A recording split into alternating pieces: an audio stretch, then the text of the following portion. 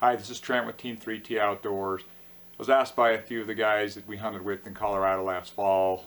We went in on a pack.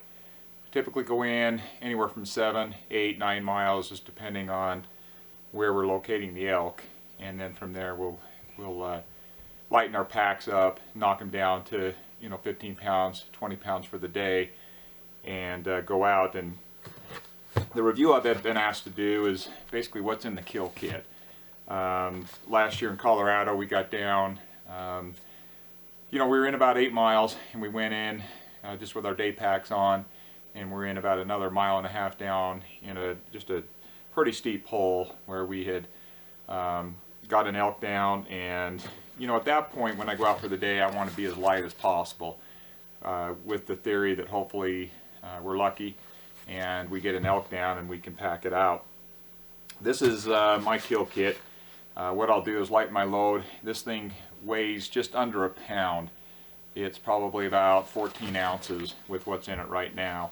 I like to keep it in a waterproof bag. This is a Kuyu waterproof bag, and it's got room to add more if I'd like, but I typically just compress it down as much as I can to fit it in my pack. And I'll just go through it really quick and show you guys what's in it. Again, about 14 ounces, and this is just really, it doesn't have any of the food or anything I need for the day. It's really my kill kit. So when we're ready to process that animal, to debone it, load it in the bags, load it in the packs, and get it back, I pull this bag out, and this should really help us do that. Most importantly, I definitely carry probably about 40 to 50 feet of paracord, and I usually have these cut up in different 10 to 15 foot lengths. Burn the ends, and they're just ready to go. That's if I need to hang some meat in the tree. Take one load out and come back. I've got some cord to tie up some meat in the bags, as well as hang some up in the trees to keep the animals away from the meat. What else we've got in the bag? So the tradition that we've carried on the last few years is when we get an elk down, we like to take out some loins and right there on the spot, if the weather's permitting, carry a lighter, and this is some Montreal steak seasoning. And we like to build a quick fire. It's become a tradition. Take a couple of sticks and just cook some fresh loin steaks over the fire, and it doesn't hurt to season it up. It does add a little bit of weight to your pack, but there's nothing better on site with a fresh loin, some seasoning, and to get some protein in you before you're making that pack out. I carry a couple of different sets of knives in there. This is it's a little Kershaw, and I wanted to carry a stiff blade in there. This is really my backup, is all that is. A knife sharpener as well. That's fairly light. There are lighter sharpeners out there. Those are strictly backup. What I've been using the last few years is a Havalon, and I fell in love with this knife from the beginning, from the first processing of an elk. Use it for elk and deer. These things are razor sharp, and if you've not ever used one, I'd highly recommend using one out there in the field. They're very light, and they're basically as a surgical blade, and they're replaceable. I keep a couple of blades in the pouch, so they're ready to go. You can get them out. I use a small Leatherman to take those things out and replace them. But that one blade right there, depending on the size of the elk, when I'm deboning that elk, if it's a good sized bull, or maybe even a large cow, if I'm on an extended elk season here in Utah, I might have to go through 2 blades on a larger animal. On a deer, I can debone that whole deer with just one blade.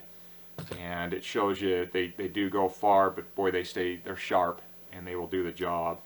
I don't carry a saw anymore. I used to back in the day. Left the saw, tend to save me some weight. I used the gutless method on all elk, and I've started to use it on a lot of deer as well. But that gutless method, I'm able to basically to quarter that out and cut the meat off the legs and take the back straps out, maybe possibly get some neck meat as well. I like to keep this as reflecting tape, and the only reason I keep that is again, like I said, if we happen to have to leave some elk hanging in the tree, of course I'll set a GPS coordinate and hopefully I can remember roughly where it's at. But it's always nice if I'm coming back down late at night to have some reflecting tape just hanging you know, on the trail or close to the meat, so when I'm coming back in with the headlamp, it's easy to identify where we're at. These are just backup blades for the Havalon. They typically don't need to be in there, but it's always good to have plenty of blades.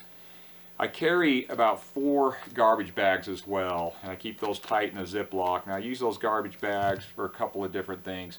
When I'm processing that elk out and deboning it, I like to lay out the garbage bags and keep that meat off the ground, so I'm not getting dirt and pine needles and leaves and whatever else in there on the meat. They're just you know, really to keep everything clean and separate. One thing I have learned to do is I took this advice from Aaron Snyder from Kafaru. Great advice. I can't remember what he calls it, if it's a kill rock or a you know, a processing rock. So when he gets an animal down, I remember watching one of his reviews, and he highly suggested, you know what, find a rock and try to keep as much of your stuff there when you're processing on that rock. I can't tell you how many times that saved my butt from losing a knife, whatever it is. You know, a headlamp, a GPS, whatever. Find a rock, keep your stuff on it. That's just a piece of advice that I picked up from Aaron, and I've taken it into the field with me. Again, those garbage bags, they're pretty light. There's 4 of them in there, really just to keep the meat off the ground. Sometimes I've heard guys will even throw meat in there if they need to keep it cool, cinch it up tight and put it in a creek.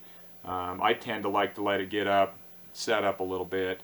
What we'll actually do sometimes is process 2 quarters and pack it out, hang 2 on the bone, and come back, and they're just easier to debone. There's just different methods, whatever works for you. It all depends on how far you are in and the different situations that you're in. I keep my tags in there as well. Colorado, you got to keep your hunter safety card as well as your license, and I just keep those there so they're ready to tag. These are a little bit bigger game bag than I typically use. I typically use a, I believe it's the Alaskan game bag. They're a little bit lighter and a little bit more compact and compressed than these. I just had those in there. I haven't had a chance to buy those new game bags. I'm probably looking into actually buying the tag bags for this fall and this year's hunt. They're a synthetic bag. From what I've heard, they're awesome. Great reviews. They go reusable, so you can clean them out.